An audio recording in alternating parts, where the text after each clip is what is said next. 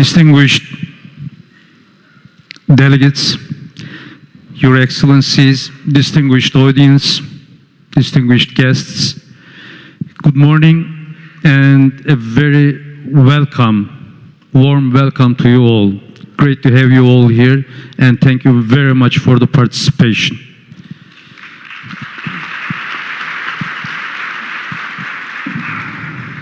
Before we start our panel, I would like to extend my appreciation to our party again, and especially its organizers, to Deputy Chairs, Mr. Sirakaya and Mr. Yalchin, for this timely conference.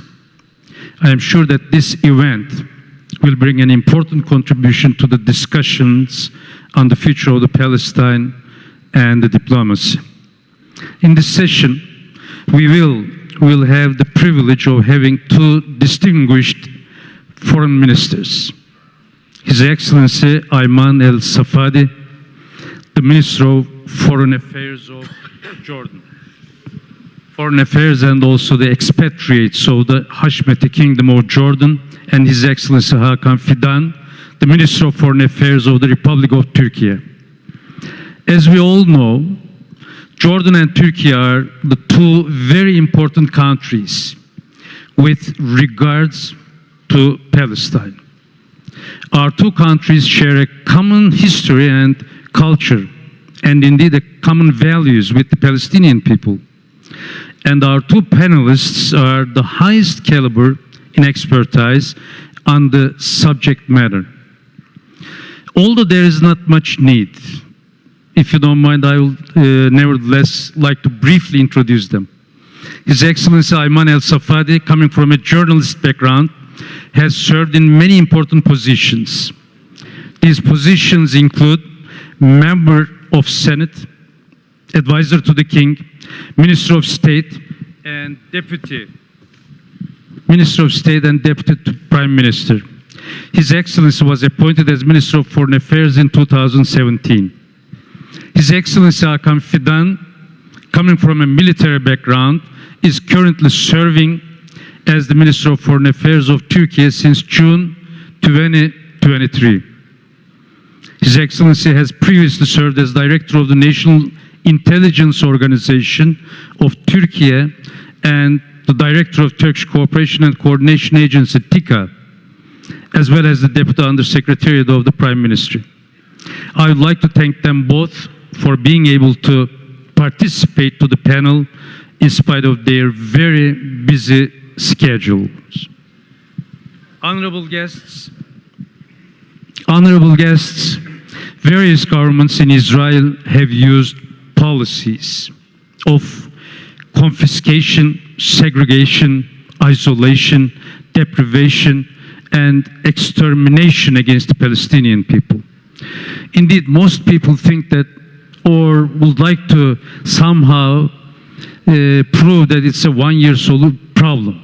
It is not a one-year problem, and the entire world knows it. Just want to show those 4 slides indeed. If you look at the first slide to your most right hand, you'll see a very brief history.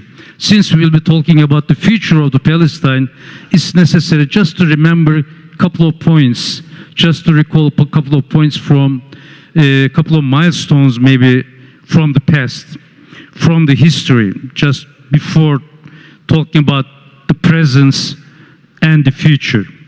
If you look at the first slide on your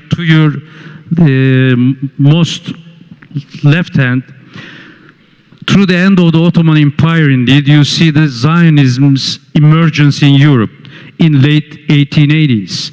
And the whole thing starts with the Balfour Declaration in 1917, more than a century ago.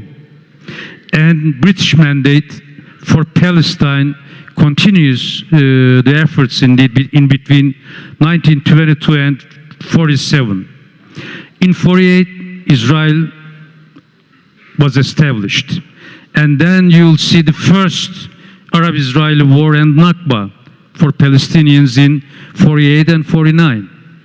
Again, Six-Day War in 67. In 73, Yom Kippur War. In 82, Lebanon War. In 87, First Intifada. In 2000, Second Intifada. You'll see the US recognition of Jerusalem as Israel's capital in 2017. And then the Abraham Accords. Then comes the invasion of Gaza in 2023 and invasion of Lebanon in 2024. So this is a continuous struggle indeed, and this is a continuous invasion of Palestine. If you look at the second slide, again, you'll see many different maps on in many different places, but the entire place, the entire land did belong to Palestinians indeed, as the historic Palestine, if you look at the first part. In the second part, with the UN partition plan in 1947, almost you'll see the intent of getting more than 50% of the Palestinian, more than 55% of the Palestinian lands and giving it to the Israelis indeed. So in 67, you'll see even like only 22% left of the 100% of the entire land. In 2020, nearly 15%. The rest was invaded by Israel. Just after 4 years, as of today, does anybody know where the borders of Israel or where the borders of Palestine or Gaza or West Bank, where those borders are? Indeed, even there is a worse, if you look at the third one, there's a worse scenario of the promised land, which threatens the entire neighboring countries indeed, including Jordan and Turkey as well indeed. And you'll see where this war is going on. Again, the last one, if we look at the infrastructure, if you look at the Palestine as a whole, from a holistic approach, you'll see at the end, I just put it there, just you can see the figures better. By March 4, mostly 70 to 80% of the entire infrastructure was destroyed. And now, by now, either it's totally destroyed or more than 90% of the entire Palestine has been destroyed. So this is what we have been talking about indeed. It's not a one-year war.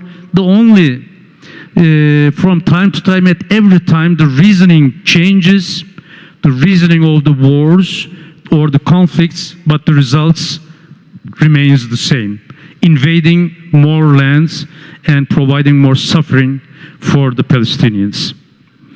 As a result, Palestinian people have lost, after all of these conflicts or wars, they have lost their lives, their lands, they've become refugees or internally displaced people, and they have been forced to live under unacceptable conditions of containment without a hope for the future. We have now reached a climax in this tragedy. During the past 1 year, nearly 50,000 Palestinians, mostly women and children, have been killed, and some 2 million Palestinians have been displaced and are forced to live in unbearable conditions in Gaza. Furthermore, the attacks on the Palestinians in the West Bank have also increased, and the situation in the West Bank, which was already unacceptable, has further deteriorated.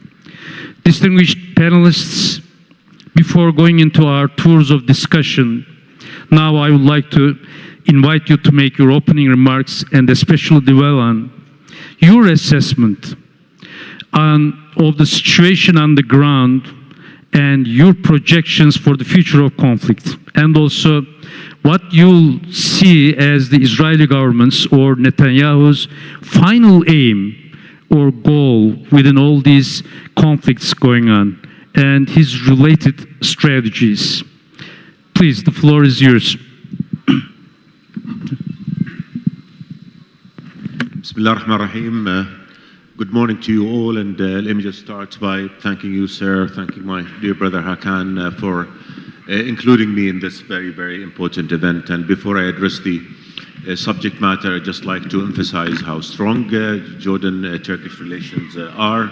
They're historic, they're brotherly, and we continue to work together in a very coordinated manner to end the catastrophe that Israel has brought on the region. Sir, I think you alluded to most of the points that need to be raised here, but let me start by the title of this conference, The Future of Palestine. And I'd like to say that the future of Palestine must be one of freedom, independence, sovereignty, statehood. No matter how many Palestinians Israel kills, no matter how many settlements it builds, no matter how many lands it confiscates, how many homes it demolishes, simply because if the Palestinians do not have their right to freedom, statehood on their national soil, the region will never enjoy the peace that it deserves. There can be no security in the region, and no peace in the region, and no stability in the region unless the Palestinians have their legitimate rights to self-determination fulfilled.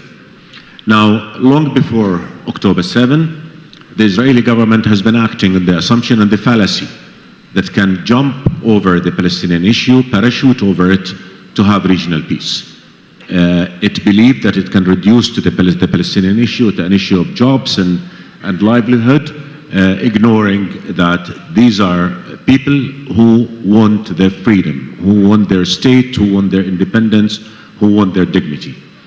Gaza, painfully, bloodily, has proven that this is a false assumption, that the only path to regional peace, lasting peace, is a just peace that people will accept and will embrace.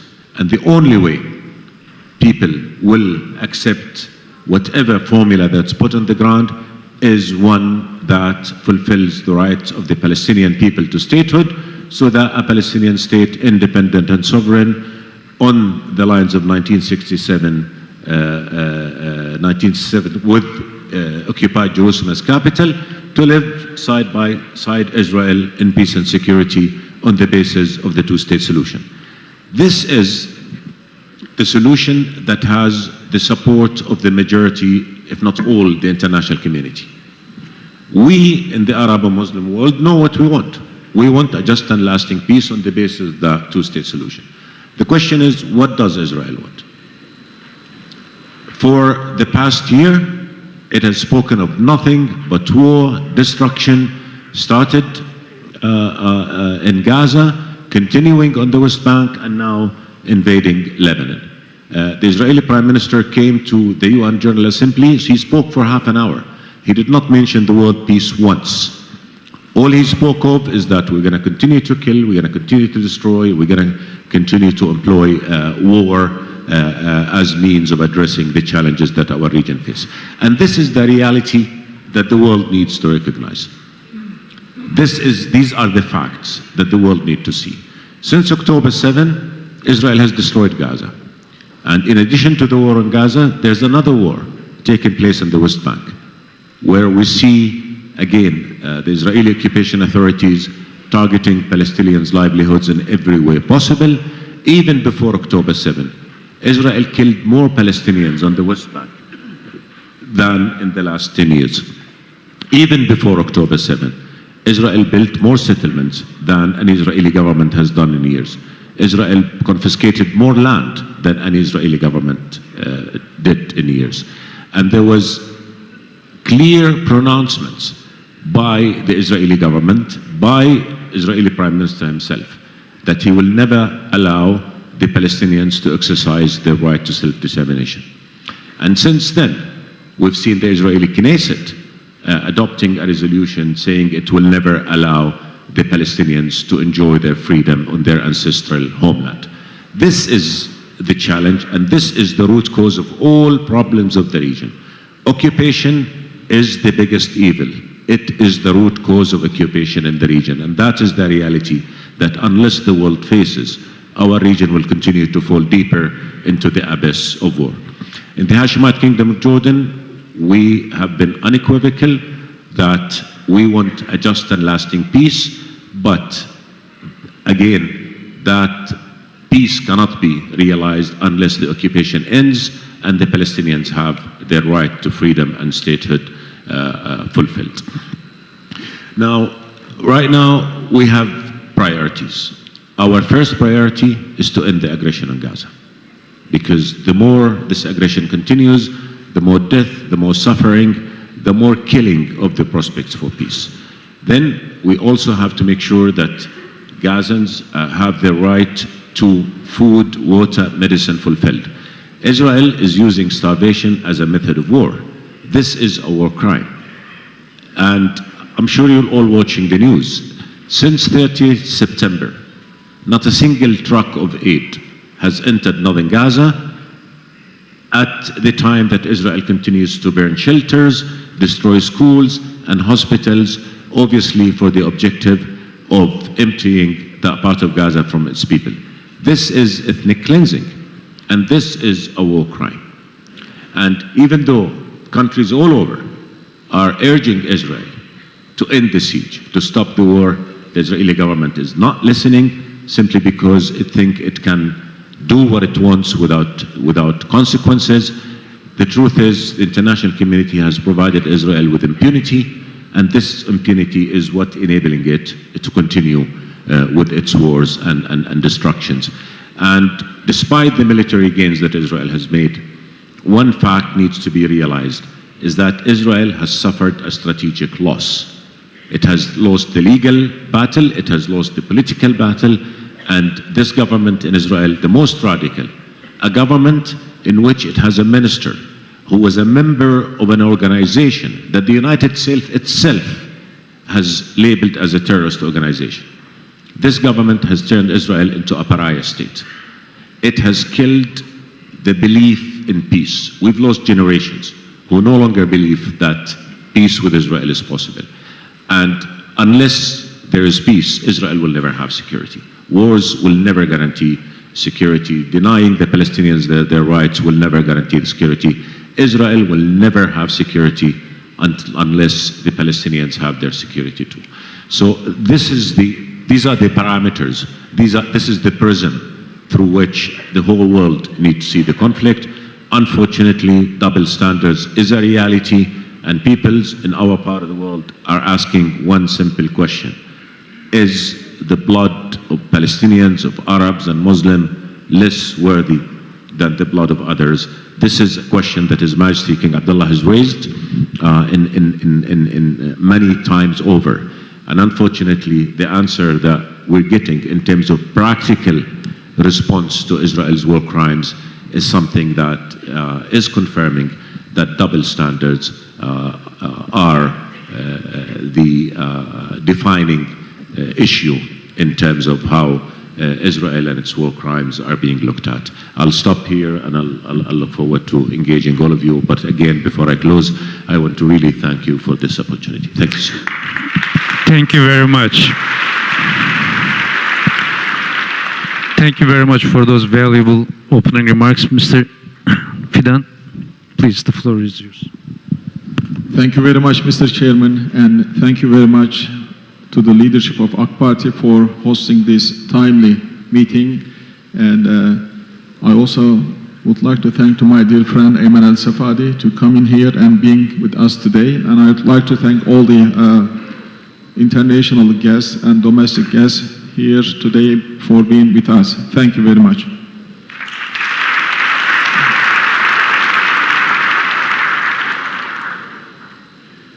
Mr. Chairman, as you have rightly pointed out during your opening speech, and what you have shown us again is a manifestation of the tragedy that we are facing today. Actually, this tragedy is not a new thing. It's been happening before our eyes for the last 70 years. But unfortunately, the international community, starting with ourselves, the Muslim community, Arab community, has been useless, powerless, and hopeless in stopping this ongoing tragedy. For the last 70 years, we've been subjected to humiliation, and degradation and suffering because of Palestinian issue. But especially for the last 1 year, this tragedy has taken a new form, a completely new form, that nobody has even dreamed of it during the worst nightmare. This is a genocide. A genocide is taking place before our eyes. An international community is useless and helpless in stopping it. 42,000 people, mostly women and children, have been murdered, killed, intentionally and systematically. Some used to say that these people are collateral damage. No, they cannot be downsized to a war terminology. They are human beings. They've been intentionally and purposefully targeted by Israeli military. I don't know if any of you has ever noticed in the beginning, some military analysts say, look, I mean, so many women and children and innocent people died because the target development is being made by AI. So whatever AI has told us, we hit. It's not us, it's the machine. It's killing. This is the best excuse that they are bringing to the table.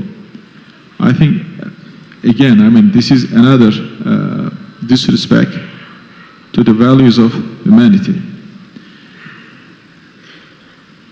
I will straight come to the essentials of the Palestinian issue that we are facing today.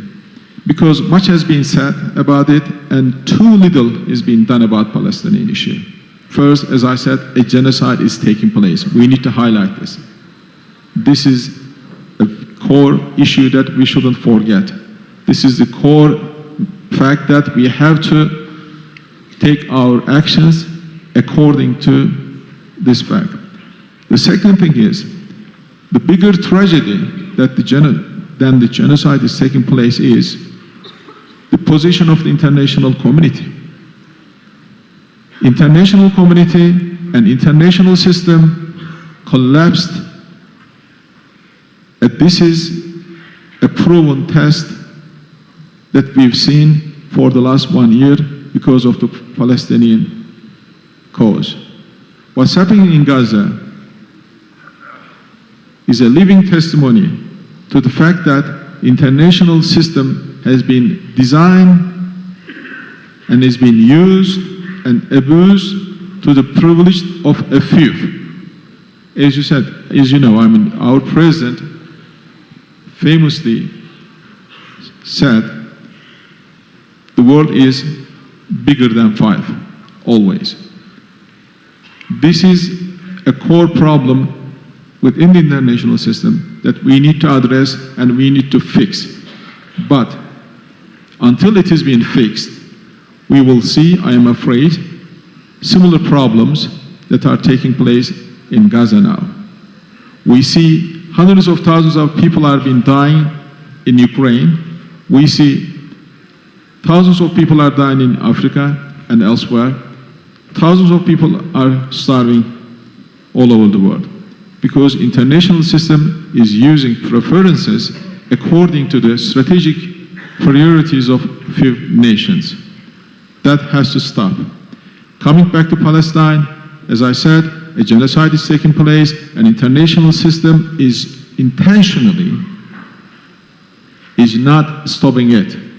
It doesn't mean that the people, mostly in the West, is agreeing with what's happening. We have a lot of friends in the Western countries, in the United States, in Europe. We know that they are not happy with what's happening and they want to stop it, but because of the fact that the international system is designed in a way that cannot stop a Zionist genocide taking place in Palestine, they are also looking helpless. But they are not complicit.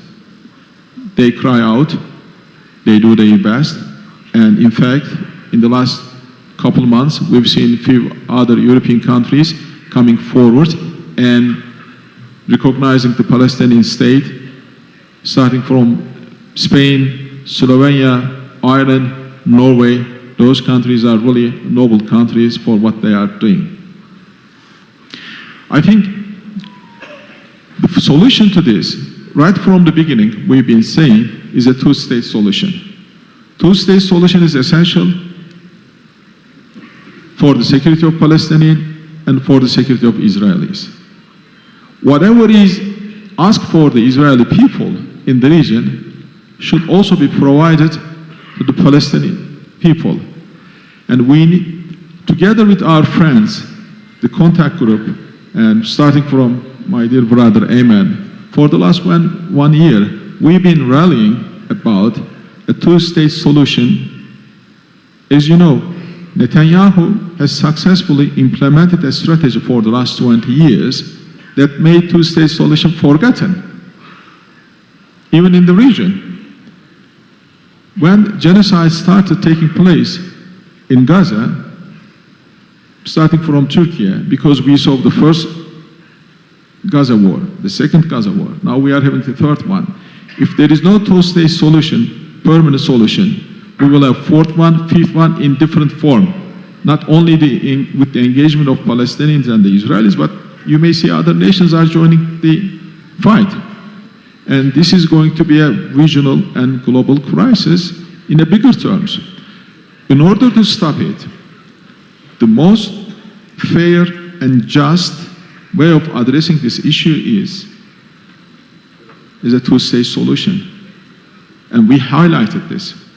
But unfortunately, Netanyahu government, for a long time, has disguised their real intention of not granting a state to the Palestinians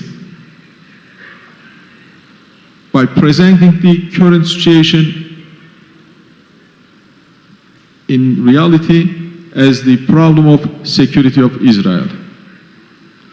Well, we've been telling them, if you want a real security for Israel and Israeli people for the future generations, you've got to have a two-state solution as the only solution. If Palestinians have their own country, land, freedom, dignity, why would they need to fight? Why would they need to repel against the occupying forces? So we invite all the international community to own the state solution, two-state solution, and to push for the two-state solution and to do their best. Right now, thanks to our friends and the members of the international community, more than 150 members of 150 countries of the United Nations, they have adopted a decision of recognition of Palestinian state and making Palestinian representative at United Nations, sitting in the hall with other representatives of the world. This is a historical success. Now, two-state solution is adopted by the international community as the only way forward to the Palestinian crisis. The second stage is that what we need to do is we need to be able to come together to put our forces to push this policy into the implementation. Well, I think it is enough for the beginning. Thank you very much. Thank you very much. Thank you very much for the valuable, again, points. We will be getting into the details of those remarks indeed you have made. We will be having 4 rounds of discussions right now, followed by the questions from the audience, from yourselves. So we'll start with our first round. Again, in order to talk about the future of Palestine, as you have both mentioned, we have to put an end to the Israeli aggression and to the war going on, to the atrocities going on at the field side indeed. A genocide is going on and it has to be stopped. We must establish an immediate and lasting ceasefire and start the flow of sustainable humanitarian assistance to Gaza, again, as you have both mentioned. However, Israel has been able to attain unconditional support from important Western countries, such as the United States and others indeed, and some other major European countries especially, pursuing Israel's policies of aggression. The question is, how can the diplomacy at the bilateral, regional, and global levels be used to convince these countries to stop their support, their unconditional support especially for Israel? Furthermore, what type of instruments, whether they are the sanctions, either economic or trade sanctions or arms embargoes or anything else, can be utilized against Israel? What can Jordan and Turkey do? How can international organizations such as the OIC and the Arab League contribute? Especially to Minister Safadi, I'll be pleased if you elaborate further on what will be Jordanian position if Israel annexes Al-Aqsa and West Bank and displaces people from West Bank again. We might start with yourself, please. Thank you, sir. Let me start by your last question. His Majesty was unequivocal at the UN before and after and since. Jordan will never allow the displacement of Palestinians on the occupied West Bank to Jordan. We will see any attempt to do so as a declaration of war on Jordan, and we will defend our country. That is the unequivocal question, answer that I'm giving to all of you. Number two, I'm glad you mentioned the West Bank, sir, because what is happening in the West Bank is not getting the attention that it deserves. There is another war against Palestinians in the West Bank, against their lives, against their territory, against their homes, and against the holy sites. And as you know, His Majesty the King, as the custodian of the Muslim and Christian holy sites in Jerusalem, this is a very important responsibility which we take very, very seriously, and His Majesty is dedicating all the resources and all the abilities of Jordan to protect the holy sites and to stop Israel from its designs to alter the historic Arab, Muslim, Christian identity of the holy sites.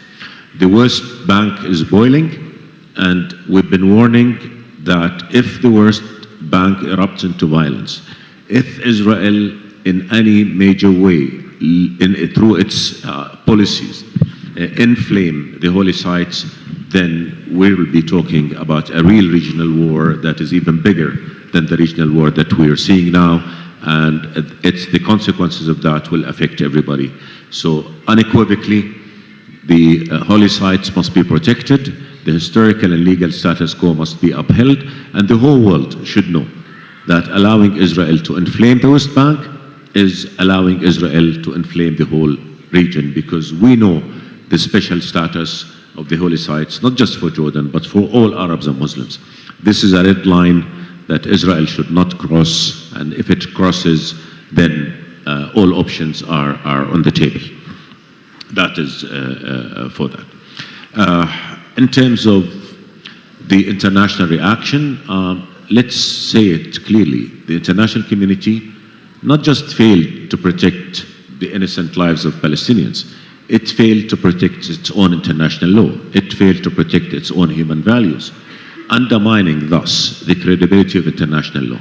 I mean, there are lots of young boys and girls here, men and women here.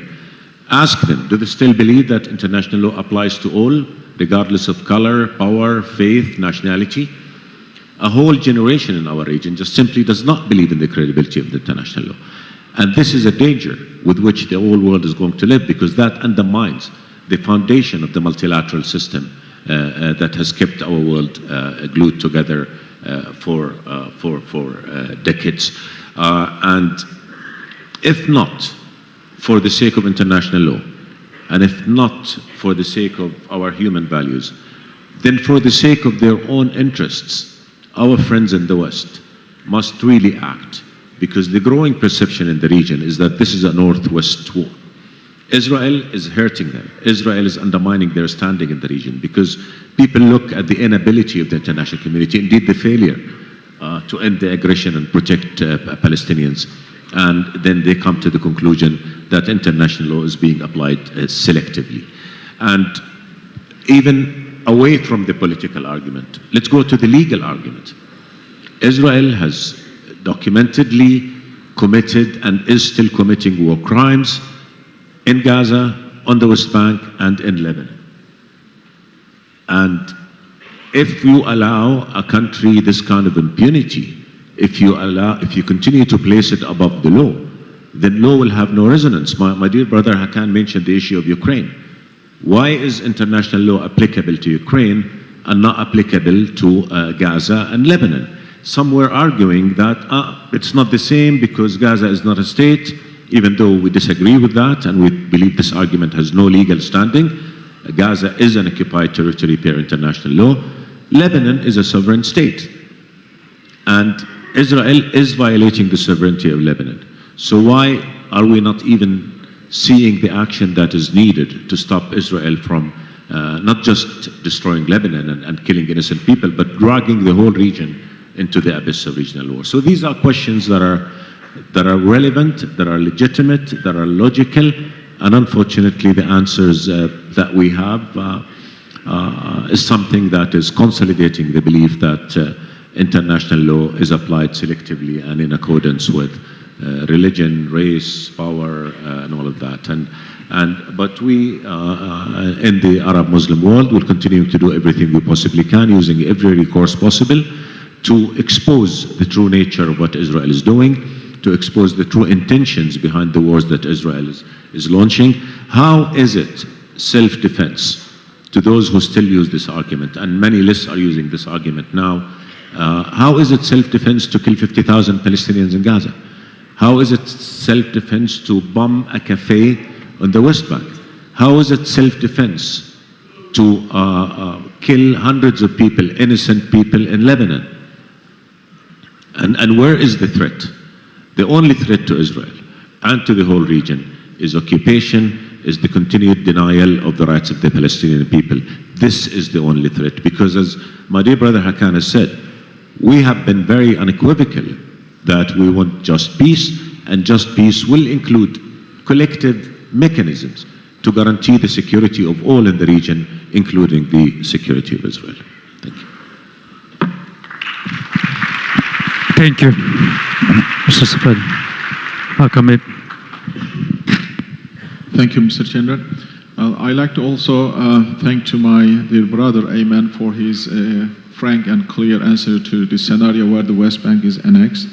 Well, thank you very much for the answer. Coming back to question, what are the limits of diplomacy and what can we do through diplomacy to really stop this tragedy? Well, I'd like to tell you a brief moment of what we lived together 11 months ago. Then you can make a comparison between how the things in the beginning and how the things are now in terms of diplomatic position and diplomatic definition of the problem. When you look at the world stage now, almost every country, except for few, have agreed on three things: a ceasefire in Gaza, immediate humanitarian aid and access to Gazan people, and two-state solution. This has become a universally accepted set of solutions to the ongoing genocide in Gaza now. The problem for us now, how to implement it, how to enforce it. But it was not easy to reach this position, to get all the nations to accept these three facts by universally. 1 month or 3 weeks right after the war started in Gaza, there was a first regional summit hosted in Cairo, you remember. And it was attended by the leaders from the region, from Europe, from elsewhere. And I remember very vividly, even today, we were always 20 ministers in one room and trying to reach a final communique of the summit. We couldn't get European countries accept the word ceasefire. Nobody accepted to put the word ceasefire. I'm not even talking about the two-state solution and the other things. This is where we started, the first month of the war. We are talking about the diplomatic history of this last 1 year. This is where we started. We couldn't get, I don't want to name any of my colleagues, the countries, but Ayman here, as a witness, we were there and we worked very hard. We couldn't get even one word. So we couldn't have a final joint communique calling for a ceasefire. So today, now everybody is calling for a ceasefire. Everybody is seeing that humanitarian assistance is urgently needed, and everybody is agreeing that a two-state solution is the only way to have a permanent solution to this crisis for the future of both Israelis and the Palestinians. But this has taken too much hard work and too much dedication and coordination, collaboration between friends and trust. I remember, again, the first OIC emergency meeting convened at night. We were working very hard what to do, how we move forward from here. So we suggested all together, look, as the countries of the region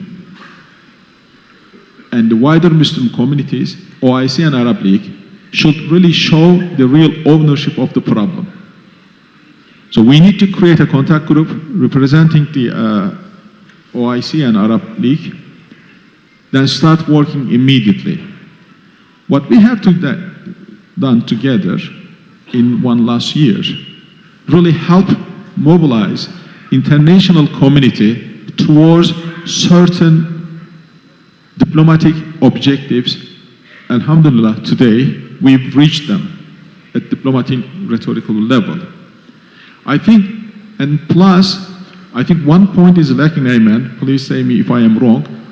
We've been successful in mobilizing international community to accept these three universal principles: ceasefire, humanitarian assistance, and two-state solution, but we have not much done in mobilizing to get more people to join on International Tribunal of Justice to intervene to the case of South Africa. So I think this is the only remaining homework for us now to do more work. I think this is enough, Mr. Chairman. Thank you very much. It is indeed, and again we'll be getting into more details to the court issue that's been going on, and we do have another panel indeed that will be discussed in detail in the afternoon as well, but we'll be getting into more questions over there. So getting into our second round, again, you have mentioned both that we all agree on a two-state solution right now. But the question is, of course, how we are going to reach to that goal.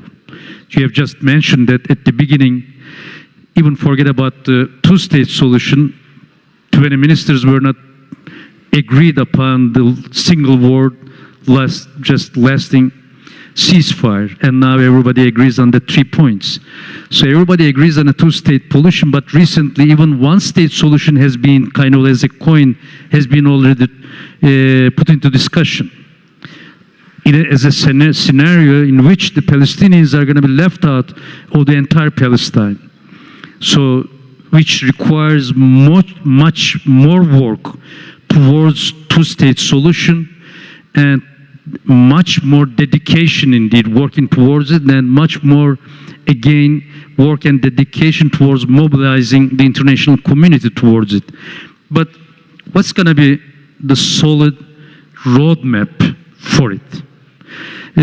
Israel has been, again, expanding at the expense of the Palestinian people since the very beginning.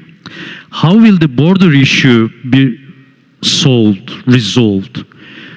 Where does the borders of Israel start and end? Just for us to be able to talk about the future of the Palestine, we have to be able to determine where the borders, the legitimate borders of the Israelis start and end. Furthermore, there have been efforts to bring different groups among the Palestinians for decades in terms of just to form or to establish the Palestinian state as a whole, but no success so far. One of the last meetings was held in Beijing this July with the participation of 14 Palestinian groups. Turkey was also among the countries which participated in that event. Many other events indeed, or meetings, it has been going on for that purpose anyway. How can this unity be achieved among the Palestinians? What can Turkey and Jordan do about it? What else needs to be done to reach a two-state solution? What will you suggest as a solid roadmap? Maybe we might start with yourself, Mr. Fidan. Well, thank Please. you very much. Thank you. I am sure my dear friend Ayman has a lot to say about this, because we've been traveling with him for the last 1 year in many countries, and I've heard him many times how he is clearly and passionately is defending the position. Those questions, Mr. Chairman, is extremely important. Those are the questions that are exactly what we are looking for the answer. This is what we are working for. How to make sure that two-state solution objective can be reached. How and with whom this objective can be realized. Because this is a very big problem for the entire world, and nobody seems to be bothering much. The fact that United States is blindly and 100% is supporting the Israeli agenda in the region is making all of our work is very, very difficult. Because, as you know, being an hegemonic power, United States is not only dominating the region, also dominating the international system and the international institutions, and they have the veto power too. Well, there are two wings in the US now regarding the Israeli policies. One is the side, the far right maybe, that are supporting the expansion of Israelis into the wider region. They are in favor of whatever Israel does in terms of expanding their territory. There are people who are also supporting the two-state solution, but not doing anything to stop Israel commit genocide. But in either those two camps in the United States, when it comes to stopping the genocide in Gaza today, they are not helpful at all. They are protesting, they say they advise to stop them, but actually doing not much to stop what's happening. This is a major issue for all of us that we need to recognize. And unfortunately, some major European countries, because of the position of the United States, they also bandwagon the position of policy of the United States without any question. Right now, recently, they've started asking questions and telling, look, the things cannot go like this, especially in Gaza and Palestine. because there is no hiding, no excuse of genocide and seeing all the women and children being killed and having 2 million people being deprived of basic shelter, food, water, medicine, and everything else. And this is taking place before the eyes of international community. And nobody seems to be even doing anything meaningful. Now we cannot get even one trunk today from Rafah border into Gaza. Whatever we send from here or from the other corners of the world into the aid of the Palestinian people is stocked in El Arish now. I've been there, I've seen all the hard work that our Egyptian brothers are doing, but even they cannot get all the aid items into Gaza. This is a big problem. So, we've done some good things on diplomatic fronts, but we have not done certain things either. So we need to get United States and some other European countries understand the real risk and danger of the current crisis, what it is presenting for our region, and how it is dividing globally the international era. And increasingly, we are seeing the division in Ukraine is having an affinity division in Palestine. And this is helping further international division, a global division. North-South problem is now deepening.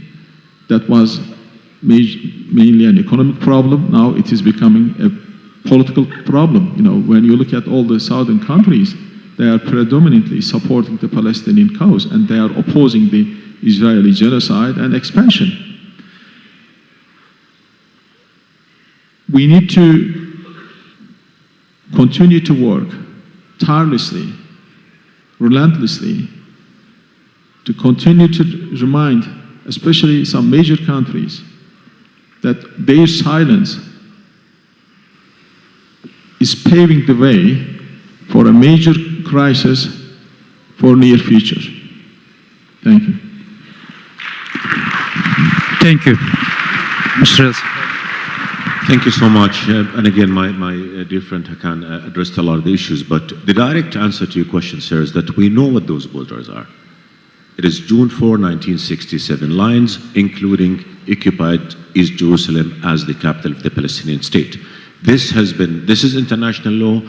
This has been the confirmation of many United Nations resolutions. Israel occupied the Palestinian territories on June 4, 1965. That occupation has to end. And in terms of your other question related to the security, in 2002, the Arab Peace Initiative, which was endorsed by the Organization of Islamic Conference then,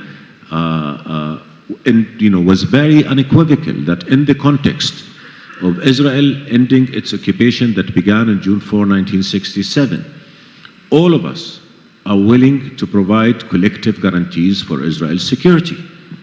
The challenge is Israel reneged on that. Since Netanyahu became a player in Israeli politics, he's done everything he could to undermine the viability of the two-state solution. And not just in terms of political statements and pronouncements, but on the ground. The land confiscation, the settlement building. In 1993, there were 200,000 settlers in occupied West Bank. Now you have 700,000.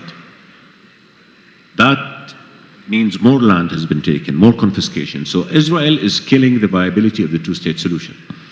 The other point is, a lot of our friends in the international community say there should be a negotiated settlement of the conflict.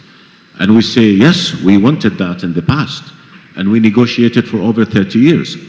But what did those negotiations got us? Everything Israel committed to in Oslo, it has undermined. it has reneged on. And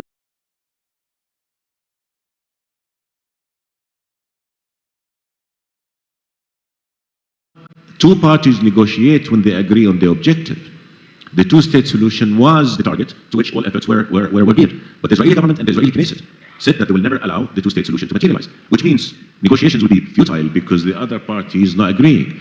And the second reality is that there's no partner for peace in Israel. Simply, they do not exist. They don't want to negotiate. Before October 7, by the way, not just since October 7. So, if it is not the two-state solution, the only alternative will be the one-state reality. And I will not call it the one-state solution because it will not be a solution. Because in order for it to be a solution, Israel has to give Palestinians full democratic rights, which we know it will not. So it will be an ugly reality because it will be apartheid, where discrimination will even be more institutionalized, and that is a recipe for future war and conflict. So we're not short on ideas, we're short on will on the Israeli side to achieve the just and lasting peace that will guarantee the security and stability for Israel, for Palestine, and for everybody in the region. And hence is the importance of the very important, significant decisions taken by our friends in Spain, in Slovenia, in Norway, in Ireland, and other countries of recognizing the Palestinian state. Because if Israel is undermining, and it is undermining the two-state solution, and if we all know that there is no process, quote-unquote, happening to achieve that, then we have to preserve the two-state solution. We're not being able to preserve it on the ground because occupation authorities continue to undermine it, but at least we preserve it in the legal format and in multilateral organizations, and we make it a reality. And that is why we urge all countries not just to recognize a Palestinian state, but to allow it to have full membership at the United Nations as a response to the Israeli government that is undermining that two-state solution. This is how we stand on the side of justice, this is how we stand on the side of international law, and this is how we even begin to preserve the prospects for a real and lasting peace that Israel needs, Palestinian needs, and all of us in the region need and deserve. So these are the parameters within which we're working. One last thing I say, we cannot afford a process anymore. We've tried process for 30 years. What we need is a plan to implement the two-state solution. Unequivocally, a plan, irreversible plan to implement the two-state solution. And that is why we're urging... Any suggestion for it? Any suggestions? Yes, we want, first of all, recognition. We want to provide the Palestinian state with full membership at the United Nations, and Israel must face consequences for its defiance of the will of the international community, for jeopardizing the peace and security of the region now and in the future, for violating international law. If the whole world agrees the two-state solution is the answer, then the party that's preventing the implementation of the two-state solution must be held accountable. The party that's doing so now is clearly Israel. So sanctions must be imposed, supplies of arms must stop, and the United Nations need to implement its mandate, particularly the Security Council that has not fulfilled its mandate yet, thus allowing Israel the impunity under which it has killed more journalists than any other conflict in decades, killed more humanitarian workers than any other conflict in decades, killed more children. Israel now is on the blacklist, in the UN blacklist of countries targeting children. And this is something that the Israeli people need to understand. The message from the Arab and Muslim world is that we're ready to have peace that will guarantee your right to security in the context of fulfilling the rights of the Palestinians to freedom and statehood. And the message that they should also be getting from the international community that the actions, the war crimes of this government is hurting the standing, reputation, future of Israel, and therefore their state is becoming a pariah state. And therefore, to all countries, we say, supporting, even those who support Israel, supporting this government, supporting its war crimes, supporting its aggression is not supporting Israel. Actually, it's hurting the Israelis and their future in the region because it's undermining peace and undermining the faith in peace. So anybody who wants peace for Israelis and Palestinians, the path is clear. First end the aggression, then end the occupation, and allow for a reality in which Palestinians live freedom and dignity in their state, alongside an Israel that is at peace and secure in the region. Thank you.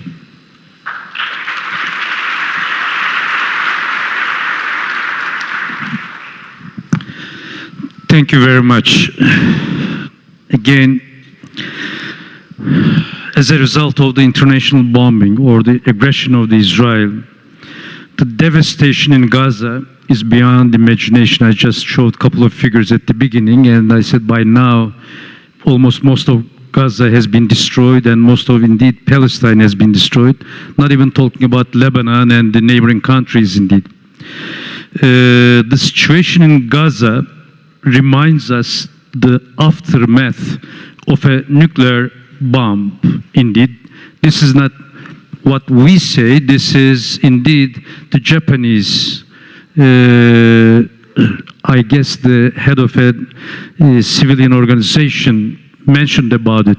What you see in Palestine with the Palestinian children right now is exactly the same thing that we did see after the nuclear bomb hit Japan, indeed. And he was suggesting that Nobel Prize should be given to the Palestinian children, to Palestine, rather than him, indeed. So how can, today again, when we look at 2 million people living without proper water, food, electricity, transportation, communication, or healthcare, urgent humanitarian aid is needed, that's true, but it's not enough. Palestinian people cannot live forever like within the concentration camps, surviving on humanitarian aid from the outside world.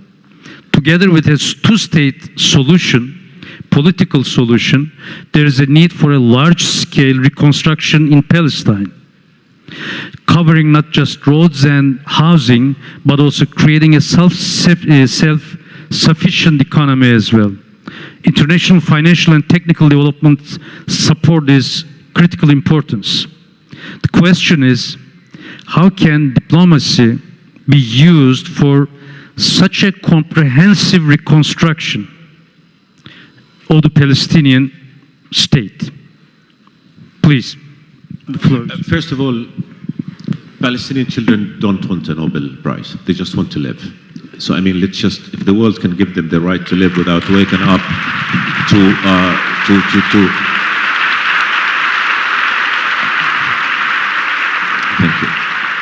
bombs killing them and destroying them, that's enough. That's what we want. And the reality is the failure of the world to end this brutality will shame the world for generations, the whole world for generations.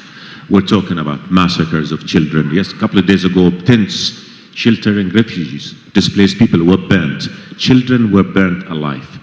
This is the reality. The world is not seeing what's happening in Gaza because Israel is not allowing international press into Gaza. But once it does, once the world really sees the brutality, the barbarism of this war, then it will realize how much shame it will have to live with again for generations to come. People are not just dying by bombs. People are dying by starvation. Children are dying by dehydration because they're not getting water, they're not getting milk formula, they're not getting food. And the humanitarian catastrophe in Gaza is something that international organizations, humanitarian organizations, are describing as something they have not seen before. Israel has been blocking aid from coming. Early in the conflict, early in the war, the UN estimated Gaza needed at least 800 trucks of humanitarian aid per day. Maximum. It didn't even get to half of that. Again, as I said, north of Gaza since 30 September, not a single truck. The aid from the south has been blocked because Israel occupied the Rafah border, occupied the Philadelphia corridor, and is doing, people don't know a lot of facts. Israel is using a system of what they say dual use. So a scissor for surgery is not allowed a protein bar is not allowed because Israel considers that a luxury item. There is so much ugliness that the world has yet to see. And once it sees, the world will realize what Israel has done. In Jordan, we've been trying to address this reality. Very early into the conflict, His Majesty personally started the aerial drops into Gaza. He knew that this will be a fragment. It will not address the need, but it was the only available recourse. And since then, Jordan has conducted the largest humanitarian aerial aid campaign since Berlin operation. Our aid through the north, which Israel has blocked, was instrumental in providing the kids of northern Gaza, which remained under siege, with the necessity to live. So this is the reality. And again, the world has a question. Do you allow the continuation of such a murderous aggression in which war crimes are being conducted day in or day out? Or does the international community use the tools available to it in the Charter of the United Nations, in the mandate of the Security Council, through bilateral measures that we've seen taken against countries that have done much less, sanctions and others, to stop and again force a peace that will be the only guarantee of security for everybody in the region, including Israel. So again, my dear brother said that in the Arab Contact Group, we've come some distance in changing international opinion and bringing more countries to understand the reality of what's happening. But with every child being killed in Gaza now, and on the West Bank, and now in Lebanon, it says that the whole world has failed. For as long as there are people dying, then we haven't done the mission with which we've been entrusted. And I think the reason we haven't is simply the Israeli government is not listening. It's not listening to its own allies. It feels it can defy international law with impunity. It feels it can get away with all the war crimes it has done. And this is the question that the world needs to face. So everybody who says they want a ceasefire, they want an end of this, we know how to get it. And I'll just close with one thing, if you allow me. Everybody supported the exchange deal that was negotiated by our brothers in Egypt and Qatar and also by the United States of America. And we all know that that deal was on the table on July 2nd. That deal would have allowed for the exchange and would have produced a ceasefire. That deal was aborted by Prime Minister Netanyahu because he went back on the commitments that his negotiators have made. This is not something that's being put out in the open. It should be put out in the open, because then Israelis will see who's responsible for the continuation of the hostage crisis, and the world will see who is responsible for continuing with this brutality and this inhumane reality that Israel continues to consolidate. Thank you. Thank you, Mr. Fidan. Thank you, Mr. Chairman. Thank you for the question. Well, I think my dear friend Ayman has said, in a very eloquent way and described the situation in Gaza. I think whatever we said, we cannot even describe a glimpse of the tragedy is taking place in Gaza at the moment. So we need to do our best. We need to continue hard and relentlessly and tirelessly to make sure that humanitarian assistance can be delivered to Gaza. This is our number one duty at the moment. This is an urgent mission of the humanity. I know that UN Secretary General, he is also very much concerned about the humanitarian situation. And I like to mention about the Israeli policy against UNRWA. A UN body is being targeted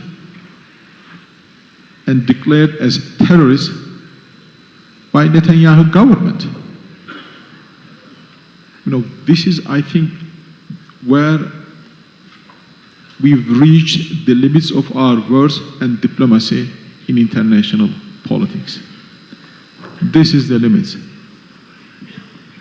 To go beyond that, we need to start using other instruments, starting from sanctions, starting from international legal actions, starting from boycotting Israel and the supporters of Israel on every subject, on every domain in international fora.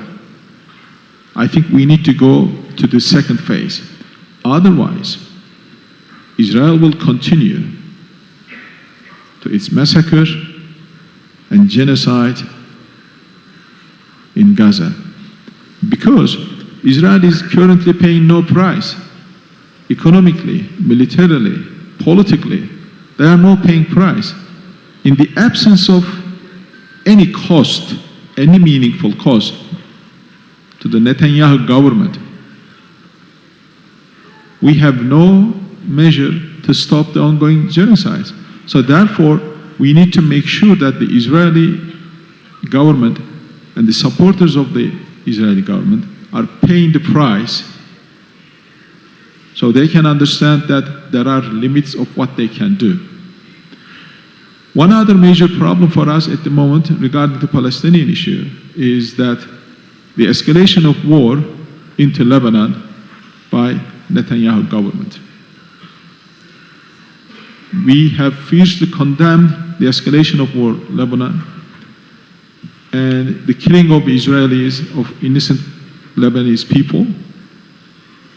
But it shouldn't let us to forget about Gaza and Palestine, because there is this danger. Now the international news and media is being dominated by the war scenes coming from Lebanon. Now there are risk of escalation into maybe other areas that I don't want to name here. But there is a real danger of escalation of war. This is a big problem that we also have to look at very carefully.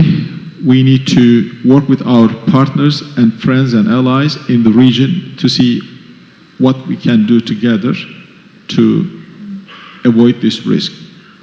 But we have to separate the Palestinian issue from the rest of the other issues, although they are interlinked. But we shouldn't forget about the real premises of the Palestinian issue. We need to make sure that the people in Gaza is being aided, and that has to be a ceasefire, and that has to be a two-state solution for Palestinian people for the future of the region. We have to keep these facts in our mind. Otherwise, today we have a crisis, tomorrow we will have another crisis. We will forget about what we've discussed on Palestine issue until the next crisis, until the next series of genocide again in Palestine. Maybe Israeli government will attempt to annex West Bank.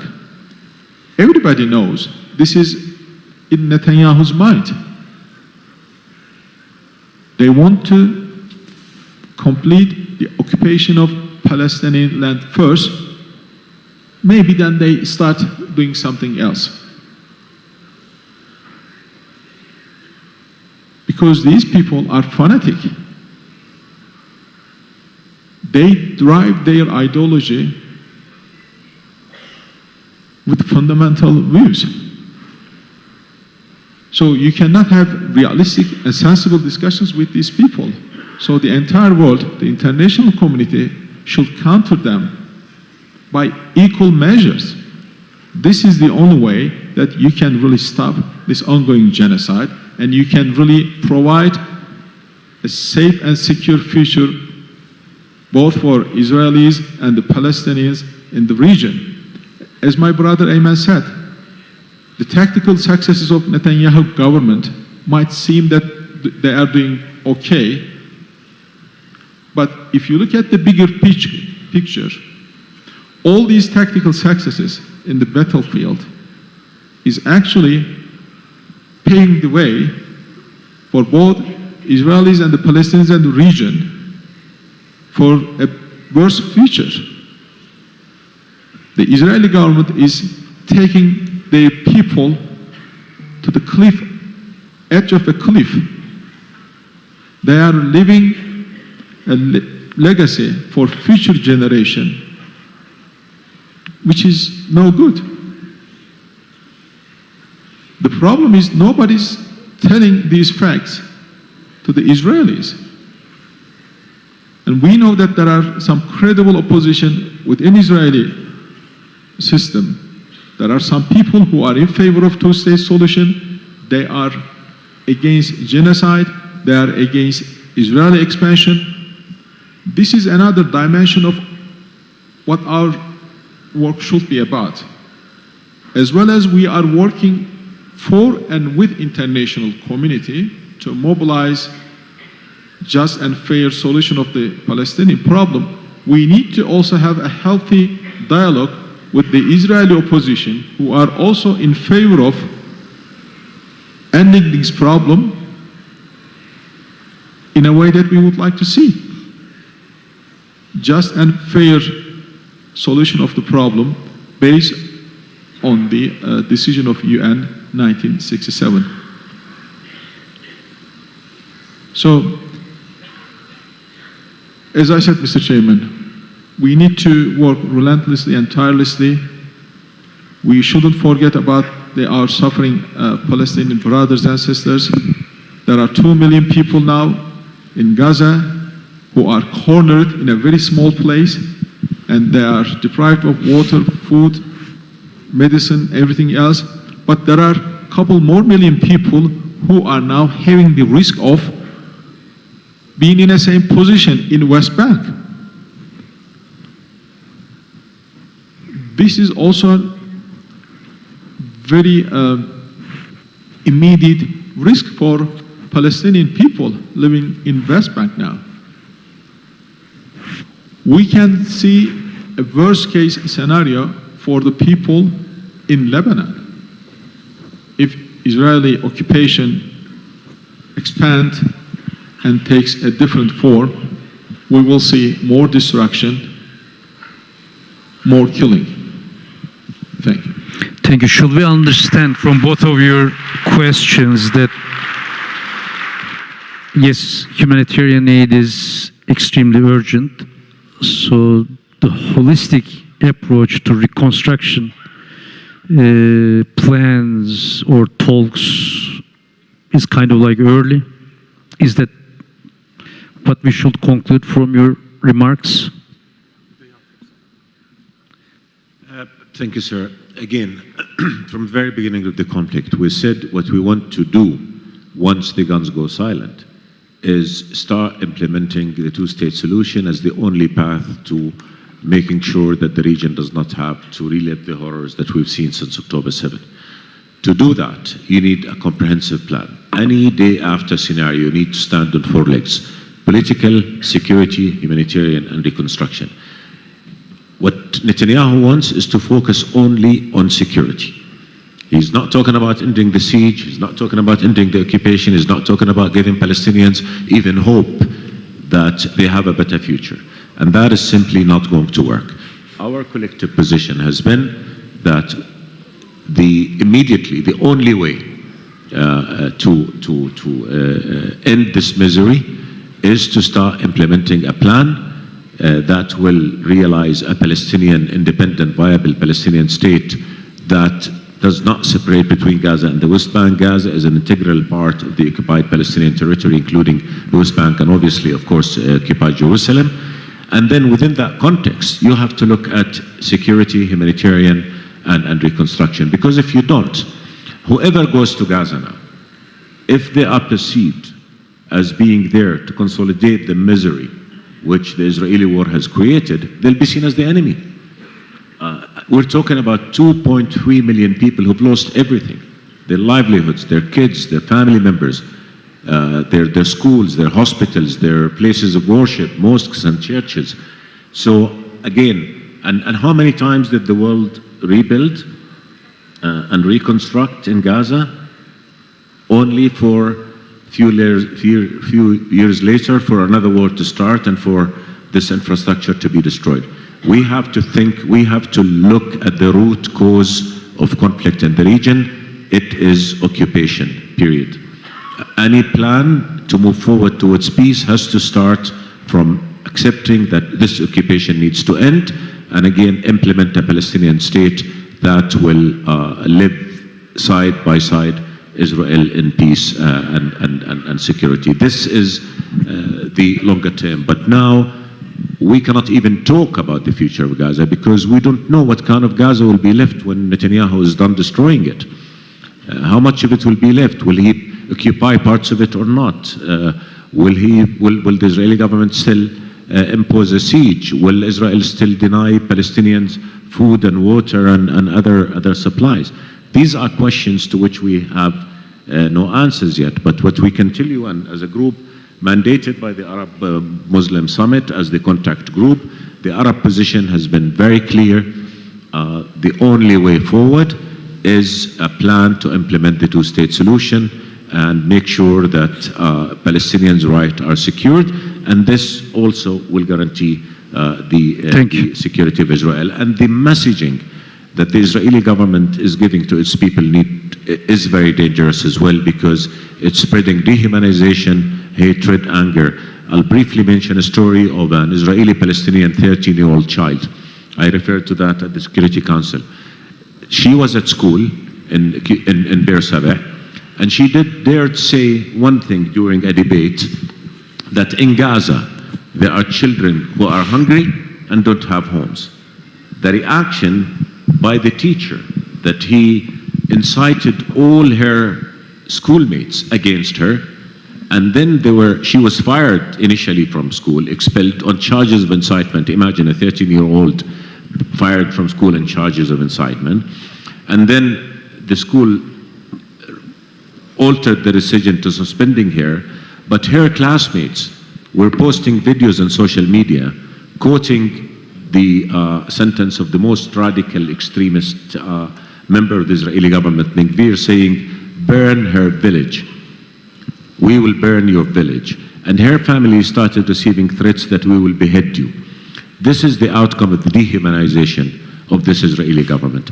And this is the longer-term impact that the whole world needs to watch as it continues to allow this government not only to kill Palestinians and destroy their community, not only to destroy Lebanon, not only to undermine international law, but also to jeopardize the long-term interest of his own country and people, of their own country and people. Thank you. Thank you very much. So we'll be getting into the fourth and last round. Then I'll give the floor to you, to your questions indeed. The ongoing genocide and atrocities show us the ineffectiveness of the international system.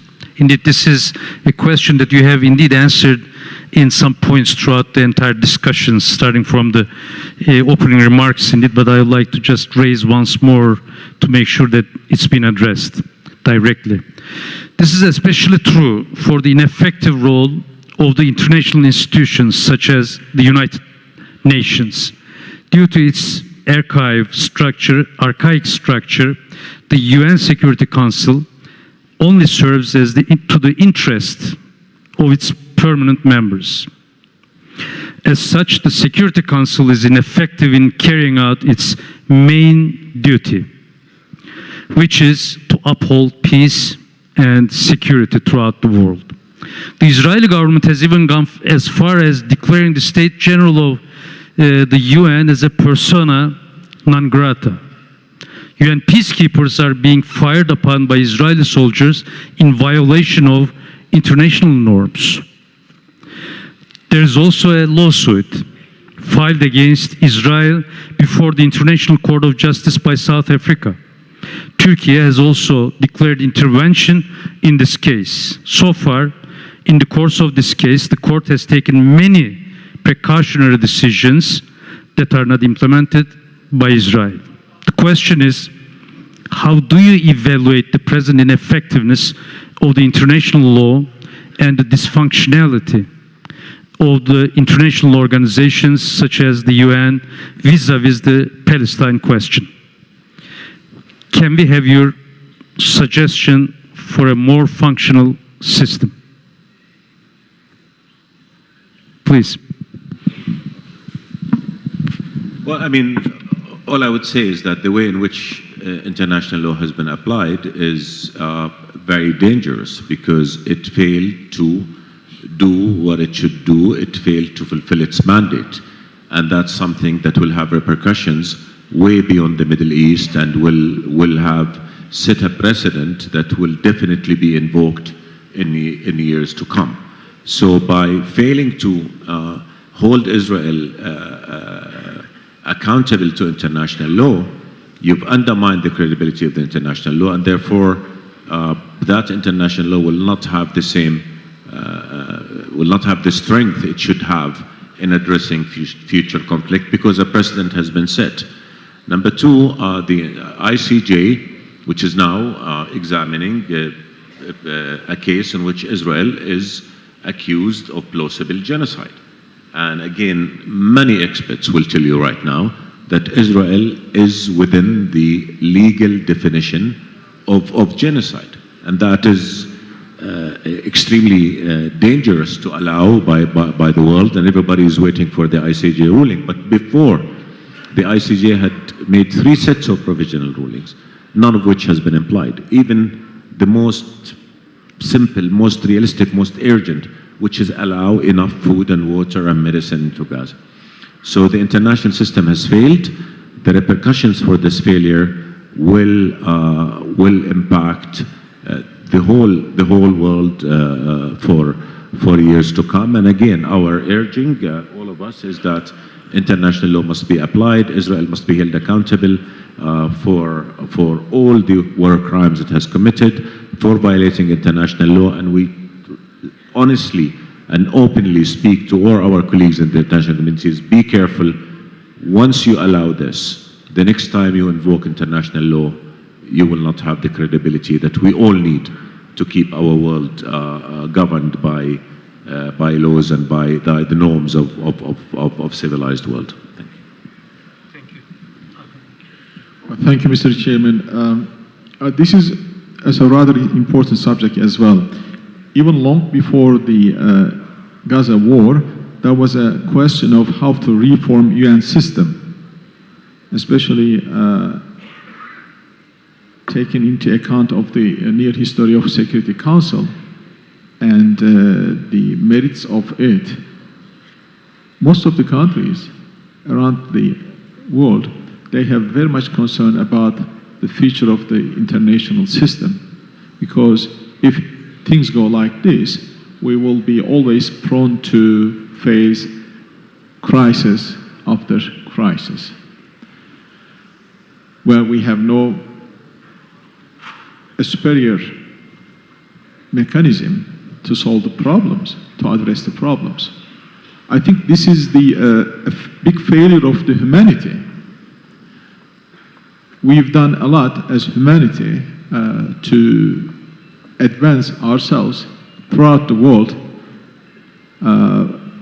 in terms of establishing political systems. We have come this far, but nevertheless we have failed to create a system where nation states can behave in a universal code. Some of the countries are required by the international system to oblige certain rules, but some of the countries can be exempted from those rules. I think this basic deficit of the international system should be fixed, and there is, as I said, a big discussion about this. And during this, the last UN General Forum, there was a big actually discussion and panel about how to fix the future of UN system. There are different scenarios, different proposals that are being discussed. But when you look at all these scenarios and proposals, they are mostly based on how to represent proportionately certain power centers at the UN Security Council. Still, we are lacking the notion of addressing the universal human values and rights. We have the Declaration of Human Rights in a universal terms, but we don't want it to be implemented universally. I think this is a major mistake. And this has created a huge awareness in the international system. One of the things that now we've been witnessing, many of the nation states that have been created right after the Second World War, now they are becoming mature nation states. They are becoming much more vocal, especially if you look at the South American states, and the African states, and some Asia Pacific states. They are being more mature, they are advancing, and they are raising their voices in international fora. Therefore, the current international system, which was created right after the Second World War, and there was about maybe 55 countries, during which time, now we have close to 200 nation states around the world stage, and those 200 nation states, majority of them, they are not happy with the current system. There is now a big awareness about this problem, but nations, again, looking ways how to advance their position and to address this issue. Last thing I want to say before the closure, what we've done collectively may not be enough to stop the existing genocide in Gaza. But certainly what is taking place there and what we are doing together will certainly have manifest itself in different forms, in different places. We've been seeing this, I'm sure, wherever we go. There is a universal awareness, especially the oppressed people, oppressed nations. They have started to understand the reality of the international system. And unfortunately, most of the time, to have this simple understanding, we need to see big tragedies such as the Gaza tragedy. Thank you. Thank you very much. Now, I'd like to open the floor for some questions from the audience. If you have any, the floor is yours.